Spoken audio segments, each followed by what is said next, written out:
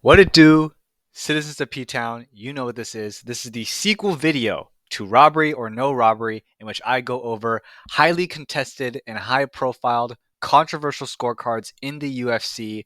And this is the video where I give my personal scorecards for the fights, as well as make the verdict of whether or not it was a robbery or not. If these any of these 10 fights don't include a controversial decision that you're thinking of, go ahead and check out my first video of this of my first robbery or no robbery video. I'm gonna go ahead and put a card right about now. And yeah, let's get into this. 10 more fights, robbery or no robbery. First up, we're gonna start with the fight that pretty much started the making this video, the most recent controversial decision, Rinat Fakhretdinov versus Carlos Leal, don't call it Leal, at UFC 308 the same night. Max Holloway got KO'd for the first time. Anyways, a highly controversial decision. Many people believe that it should have been scored for Leal, and my verdict is I agree. I think this fight was a robbery. And so something new that I'm going to do for this video that I didn't do in the last one was kind of give more, go round by round. So in the orange text is how I scored each round. Then I'm going to follow that up with, I guess at the bottom in the blue, my total scorecard of the fight. And then in the yellow text are going to be the rounds that are controversial that, were controversial from the judges, the fans, or myself that are tough to score. But anyways, Liao won the first two rounds. I mean, he outstruck Fakhretdinov. He landed more powerful strikes and he stuffed most takedowns. He landed stronger and he landed more. Second round was also Liao's round. It should have gone to him. Liao had pretty hard leg kicks, landed powerfully. I could maybe see like the judges scoring that for me not because of damage, because he did get that takedown at the end of the round, and then the bloods did start to kind of come up. You kind of see in the shot right there. But once again, he was losing that like whole round, like 4 minutes and like 50 seconds of just getting outlanded, outstruck. Yes, he did cause damage, but it was like the last second. And third round, I did give it to Fakhretdinov. It was a close fight or a close round. I would say that Renat probably landed stronger, um, but he also took damage at the same time as well, like to that left eye of his. So it's like a very close round that I give to Fakhretdinov, but I have it as a 29-28 Liao robbery. And but we move on. I mean, Fakhretdinov, I've been a little bit skeptical about for a little bit. It was a great fight. It was a close fight, not his best performance. But a shout out to Carlos Leal for stepping up on short notice to fight Fakhretdinov. I mean, he must have had a little something to help him out and help him win that fight. Paulo Costa, I know, knows. I know he knows. Anyways, we move on to the next fight. It's probably the oldest fight in this list, and at this point, probably not as relevant, but I want to talk about it anyways. Leonard Garcia versus TKZ1 at WEC 48. This was a highly controversial decision, but also it was considered one of the best WEC fights of all time, and by extension, best UFC fights. Controversial decision. It was scored for Garcia in a 29-28, and I believe a 30-27. But many people thought that the Korean Zombie should have won. My verdict is I don't think it's a robbery. In my opinion, I think that Garcia did make a case to win this fight. We everybody agrees that the first round went to Chen Sung-jung with the knockdown, and he largely outstruck him. And the third round went to Garcia because he had just more output, and Chen Sung-jung fought a little bit pedestrian. Second round could have gone either way. In my opinion, I think Garcia landed what appeared to be the bigger shots in a fight that was, or in a round that was really close, that was competitive numbers. I think that Garcia just kind of pulled ahead. I scored it 29-28 to Garcia. With that said, oh, what the heck? My ad block is just kind of going off for some reason. I didn't fucking click on it. Anyways, what was I saying? What was I saying? I'll just leave that part out. Anyways, it was a close round. Could have gone out of the way. But I do think that there are grounds for scoring the fight for Garcia. That's just how I have it. It kind of doesn't matter because Chang Sung-jung would just avenge the loss in a rematch in one of the most iconic submissions of all time. And you know what? I love the Korean Zombie just like everybody else. But to be honest, I do think that scoring that first fight for Garcia, 29-28, not 30-27, but 29-28 is a fair scorecard. Anyways, we move on to a fight that kind of lost relevance recently at the recent UFC Noche event. But let's talk about it because I never got to. Alexa Grasso versus Valentina Shevchenko 2 at Noche UFC. Highly controversial decision. Many people thought that Valentina Shevchenko should have won it, and this fight was scored a draw, as we know, and continued to hold up the flyweight division, the women's flyweight division. My thoughts on it: I think for the most part, it is a robbery. Um, so everybody is in agreement on a handful of rounds. Specifically, first round to Shevchenko, she outstruck Shevchenko and she got the takedown. Second round to Grasso, Grasso got the knockdown. She was effective in the clinch, and when she was taken down by Shevchenko, she didn't get controlled for long. And then the fifth round was a win for Grasso. This fight is a robbery because that fifth round should have not been a 10-8. And because it was unfairly scored a 10-8, Shevchenko should have won the fight by a 48-47 split decision. So in that sense, I consider this fight a robbery. Now, with that said, the asterisk is that I do genuinely think that this is a close fight and that fourth round could have been either way. I did score the fourth round for Shevchenko because I think she outstruck Grasso and she caused some damage. It was competitive throughout the round. I think that Shevchenko edged it out. I can see how some people could score the fourth round for Grasso because it really just comes into the knees, which is just the grounded knees, which is the other kind of slightly controversial aspect of um of the fight because the knees looked grounded. They just to at first they looked grounded knees, and then with the replays, it didn't seem like it was grounded. It seemed that was fair. I think that depending on how much you weighed those knees in that exchange against Shevchenko, um, it really that can affect how you score the round. And it really did come down to that moment because this was a very close round, a very close fight overall. With that said, I think most days I would score it for Shevchenko. I do think that Alexa Grasso does make a case, but once again, based on the scorecards, this shouldn't have been a draw or a Grasso scorecard. At least based on the judges' scorecards, should have went to Shevchenko. And in my opinion, I think that Shevchenko probably won, but I could see Grasso winning it, to be honest. But yeah, so and interesting enough, do you remember where you were when you found out Valentina Shevchenko spoke Spanish?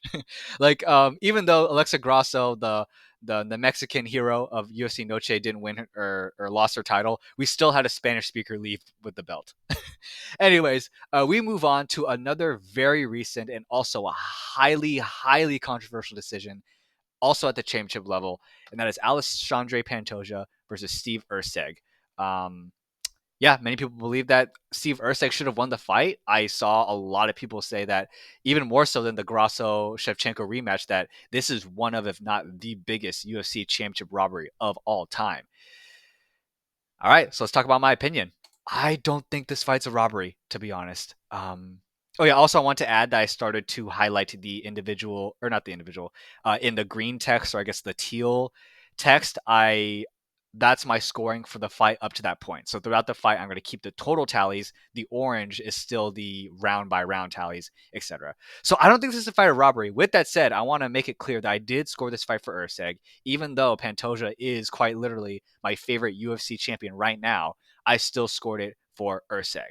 But let's talk about the fight. First round went to Pantoja. He pulled ahead on the strikes because of the control time. He got like a full minute of it, 2 takedowns. He started turning up with the leg kicks. It's probably was one of his better rounds for his gas tank. Can't count the damage done to Erceg because it was caused by a head clash. But I think even if you take that out, I would score it for Pantoja. Second round is a pretty clear Erceg round. He stuffed most of the takedown attempts until the end of the round. He consistently countered. He didn't really let Pantoja get ahead. So then I had the totals of 19-19 going to the third round, which is the controversial round. In my opinion, Erceg did steal the round because of the damage caused from the elbow. It was a lot of damage too. But with that said, I don't think the fight's a robbery because I think Pantoja just kind of turned it up in the end. Pantoja, I felt like was the busier fighter.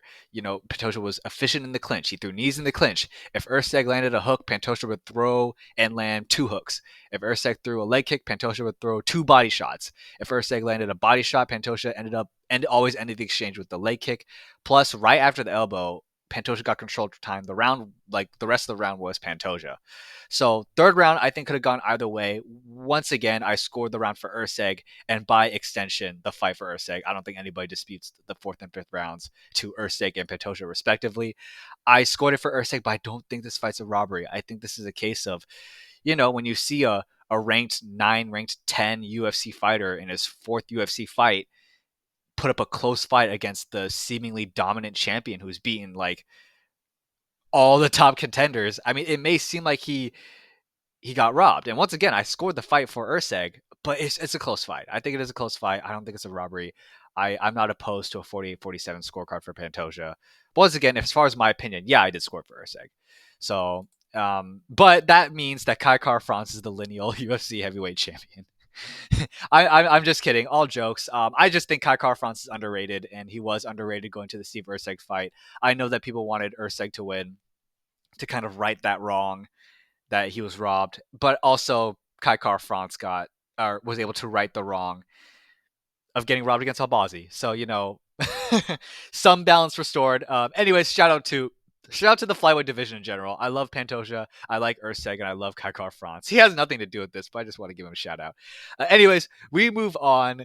Let's talk about one of the greatest UFC fights of all time, Robbie Lawler versus Carlos Condit. I'm sorry if the presentation is glitching out. One of the greatest UFC fights of all time. Controversial decision. Controversial decision. This was Robbie Lawler's second defense coming off of another one of the greatest UFC fights of all time. I've watched this fight a handful of times because, of course, as you know, I love this fight. The first few times, I was like, okay, yeah, like it was a close fight. Maybe Robbie Lawler stole it. And then recently, I started thinking about it. I rewatched this fight again. I think Carlos Condit was robbed, dude. I genuinely think so. I was a little surprised because I thought, I mean, this whole time when I've been rewatching this fight, I just thought it was a close fight. And one time, the most recent rewatch, it just clicked. I think that Condit got robbed. I think that he definitely took the first round because of output. Lawler stole the second round because he landed the knockdown in the second, and Condit was landing a lot less. I think we can all agree that Condit won the fourth round because he just kind of drowned Lawler with the output. He wobbled him. He cut him towards the end of the round. And then the fifth round was Lawler. He stole the round with the knockdown. And even it was a close round, too. The fifth round was a very close round. One of the best rounds of all time, by the way. A very close round. Both of them were exchanging, but I think Lawler just edged it out. Comes down to the third round. I think Condit definitively won that fight. Lawler trailed behind Condit in strike numbers. Condit was definitely ahead in output. And here's the thing. When you look at the numbers alone, it doesn't tell the full story. If you look at just the numbers, you would think they think that Condit just dominated Robbie Lawler and Lawler didn't do anything. The fight was closer than what the numbers give it when you actually watch it. With that said, and just in terms of pure output, Condit won this fight. He won the third round. He was mixing it up. He was throwing constantly. Robbie Lawler fought a pedestrian third round in a way that costed him. Like, like he learned from the Hendricks fights to not go pedestrian in the fifth round, but he did go pedestrian in that third round. I think that even if Robbie Lawler was blocking a lot of shots, even if he wasn't really hurt by any of the shots, I think he landed like 10 significant strikes in that fight, or excuse me, that round to Carlos Condit's 50. I think that Carlos Condit should have walked away the champion in this fight, or I guess after this fight. So that's how I have it. 48-47 Condit. It was a close fight, and I don't have any problems with winning or with Robert Lawler because this is one of the best fights of all time. I mean, I always get goosebumps seeing this image. I mean, shout out to both these guys. They gave us a war. Top 5 of my favorite fights ever. And yeah, that's probably how I score it. 44-7 Condit, but it kind of doesn't matter because these two gave us a war, and we don't get fighters like these two that often anymore. So yeah, we move on to a very contested fight, at least in my head. Calvin Kattar versus Josh Emmett. So this was a controversial decision, and I want to talk about this because this had such a huge butterfly effect on Calvin Kattar's career. So I think it is worth talking about, scoring this fight and seeing where his career could have gone had he won it. And my verdict is, we got another robbery on our hands. Calvin Kattar should have won this fight. So, first round, I think that the judges got it wrong on not one, but 2 rounds. So, one, they got round 4 wrong. Calvin Kattar should have won round 4. That's it. Josh Emmett did not win round 4. When we talk about damage, when we talk about how much the fighters hurt each other, that moment in the 4th round where Kattar wobbled Emmett like really badly and caused a lot of damage, that was the most that any fighter was ever wobbled in that entire fight. even if Emmett had a notable power advantage, Emmett had the strongest reaction in that round. There was no way that Josh Emmett won that fourth round. And thus, by extension, it would have been a split decision for Calvin Kattar, and he should have won this fight. Also, I think that Calvin Kattar won that first round. Am I crazy to say that? I think he generally won that first round. I don't think that all three judges gave that first round to Emmett, and I don't really see how. I mean, Emmett maybe stole the round at the end with the kind of like the left hook. He got a good elbow out of the clinch, and he threw a lot. The thing is with Josh Emmett is that his power did win him this fight on the judges' scorecards because he was throwing very, very hard, and whenever he landed on Calvin Kattar, like sweat would fly off. Calvin Kattar would get pushed back a lot, but he blocked those strikes. And when the rounds are this close, especially in that first round, Kattar caused the damage. And in a round where the numbers are so close, I'm gonna give the round to the guy who caused a cut on the left eye of Josh Emmett. Okay, and it was bleeding, and it wasn't even at the end of the round. I think that Kattar won the first round. I think that Kattar won the fourth round and should have won this fight. Now, as far as my total scorecards, round one to Calvin Kattar, round two could have gone either way. But then again, even if I'm generous and give it to Josh Emmett in the second round, I still don't see him winning the whole fight because the third round was for Emmett. Fair enough, he won the round. Fourth round was Kattar. Kattar was robbed that round, and fifth round was Kattar too. No matter which way you slice it, I scored this fight for Calvin Kattar. And it's weird because I still like rewatch this fight and think, wow, that was a razor thin close fight, like super, super close and hard to score. But at the same time, there really isn't an outcome in which I think that Emmett should have won. And it's disappointing because I don't have any jokes to say. It's disappointing because if Kattar didn't lose this fight, he would have fought for interim next year. He might have beaten Yair Rodriguez, and he might have fought for the title against Volk, and he wouldn't have taken that fight against Arnold Allen, got an injury, and then had been inactive, and then lose his third fight in a row against Aljamain Sterling earlier this year. Like, it's had such a big effect on his career. Like, literally an example of just like affecting careers with decisions. And I think it should have gone to Calvin Kattar. Even if you give that second round to Josh Emmett, I still don't think that he won the fourth or the first. So 48-47 Kattar usually I score it. I could also see 49-46 Kattar, to be honest. So a little disappointed, but with that said, I don't hate Josh Emmett. I think he has grown on me a lot in the past year or so. I do admire his heart, especially against in the Ilya Topuria fight. But with that said, Kattar should win this fight. Anyways, we move on to number 7, another controversial decision this year. Wow. Sean Strickland versus DDP at UFC 297. Close fight. It was a pick'em, I believe. Like right when the fight started, it was a pick'em. Better than we thought it would be. More entertaining. What is my verdict? I don't think this fight is a robbery. With that said, I want to make it clear that I still scored the fight for Sean Strickland, but it came down to that second round, and that round could go either way. I personally scored it for Strickland because I think that Strickland was just barely hit on strikes. And we saw that Strickland had a higher work rate. DDP's eyes start to swell up. It could have been stolen at the end because of that cut on Strickland. And really, depending on how you score that second round, it depends on how you score the fight. If you score the second round for DDP, you had DDP winning this fight's round 2, 3, and 4. If you score the second round for Strickland, you had Strickland win this fight 1, 2, and 5. Second round could have gone either way. I scored for Strickland, but it's not a robbery, and I'm not opposed to a DDP decision. In fact, the second time I watched it, I think that DDP low-key made a better case than before. So don't think it's a robbery. And once again, Sean Strickland, even though I scored the fight for you, you can cry about it. All right. You can go ahead and cry about that. All right. Get your homophobic ass out of the title picture. All right. They're probably going to rematch again. And I think Sean Strickland's going to do pretty well. But, anyways, go cry about the decision. Go ahead and, beat DDP definitively this time. Like, don't wait till 10 seconds until there's 10 seconds left in the fight to actually, like, beat a person up. All right. Go cry about it, Sean Strickland. All right. I scored the fight for you, but go cry. Anyways, we move on to, I mean, I said this a lot. There's a lot of controversial championship fights on this list. I think that this is genuinely the hardest fight to score of all the championship fights that I've personally seen. TJ Dillashaw versus Dominic Cruz. It's impossible for me. And yes, I don't think this is a robbery by extension. Okay. I'm not even going to lead into it. I can't score this fight for the life of me. I mean, this is like my quote unquote official scorecard in which I scored the first round for Cruz, or I guess the first 2 rounds for Cruz. rounds 3 and 5 for Dillashaw, and then round 4 is a draw. But that said, I think rounds 1, 3, and 4 could go either way. I mean, it's so tough. It's so tough. I think that Cruz edged out the first round because he got more moments of pop, which is something I want to acknowledge. Maybe the crowd did influence me to give that first round to Cruz because it's obvious that his that whenever he landed, he got more of a pop. He landed slightly more and had the bigger moments.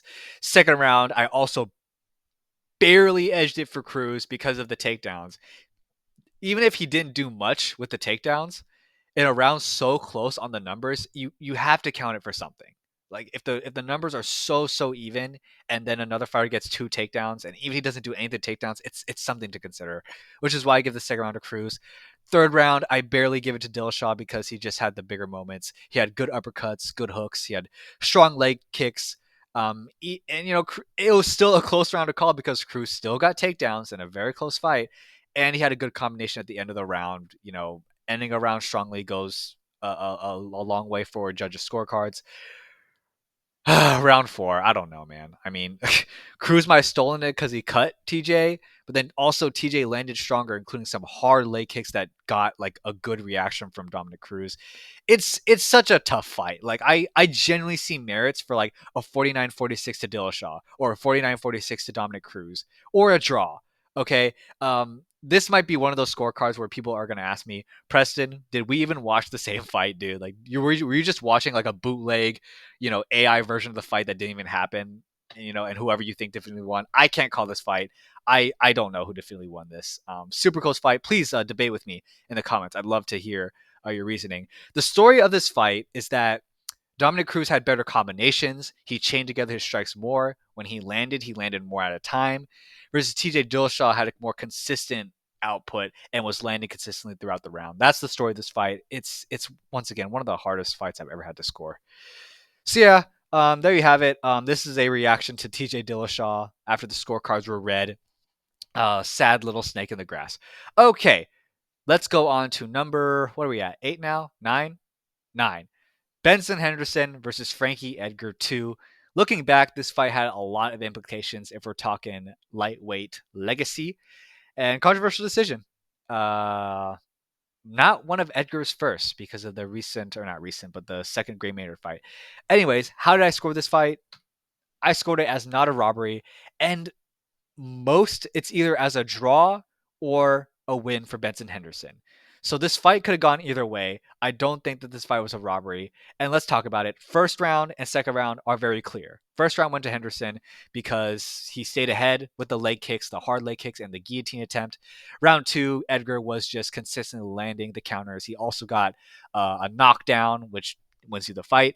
Rounds 3 and 4, man, like, God, in my opinion, it is very hard to call. I mean, Bendo did land stronger and he did end the round better, but then Frankie had the more consistent output. Once again, kind of like the last fight, it's like where do you count on more big moments, or do you count on consistency? A round is 5 minutes long. You have 300 or so seconds to like make a case. It's very, very close round. Round 4, I lean to Benson Henderson because I feel like he chained together his punches better. He did have a bigger moment with the up kick, even if that didn't cause a lot of damage.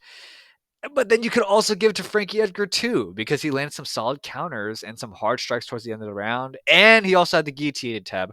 Maybe I was swung by Joe Rogan during the commentary that Henson won this round. That Bendo won the round, but could have gone either way. It really depends on those rounds 3 and 4. Um, Most of the time, I would score for Henderson, but Frankie Edgar makes a case to win this fight. I don't think it's a robbery. I don't think it's a robbery. It could have gone either way.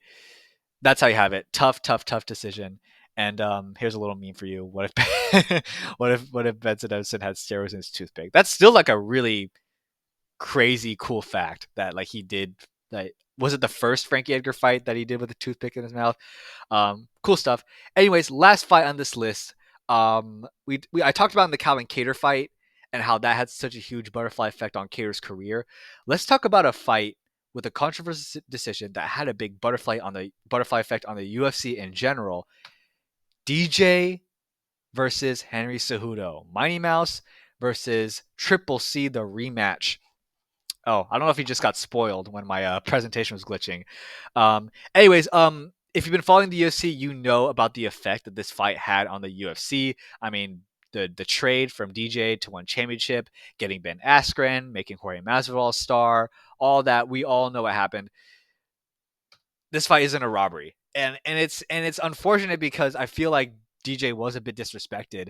Um, no, he was disrespected by the UFC and Dana White. So it does feel unfortunate, like scoring this fight for just such a great fighter or against a great fighter, but it really could have gone either way.